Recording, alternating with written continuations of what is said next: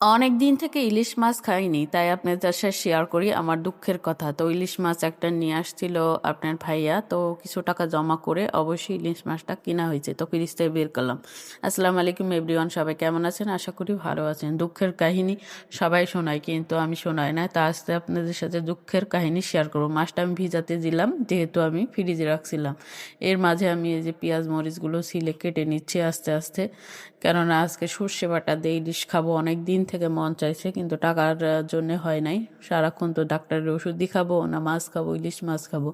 সেটা তেমন একটা ইলিশ মাছ না, এটা দোআঁশলা ইলিশ মাছ। আর বাস্তব ইলিশ মাছটা অবশ্যই অবশ্যই অনেক দাম হয়, সেটা সবাই জানেন। তো এত টাকা ভাই নাই, এটা হলো ডুপ্লিকেট ইলিশ মাছ। তাও তো ইলিশ মাছ বলে আজকে রান্না করতে বসে গেলাম। সে কয়েকদিন আগে আমি খেয়েছি, কিন্তু ফুল ভিডিও আপনাদেরকে শেয়ার করি নাই।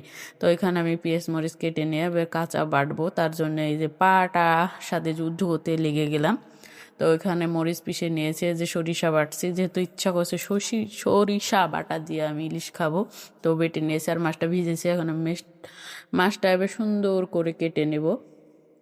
তো কেটে ধুয়ে এই যে সব কিছু রেডি করে এই যে রান্না করতে চলে এলাম। তো খাওয়া বললে খাওয়া না, রান্না বললে রান্না না। আর ভিডিও করতে হইলে কিন্তু অনেক রেডি টেডি করে তারপরে রাখতে হয়।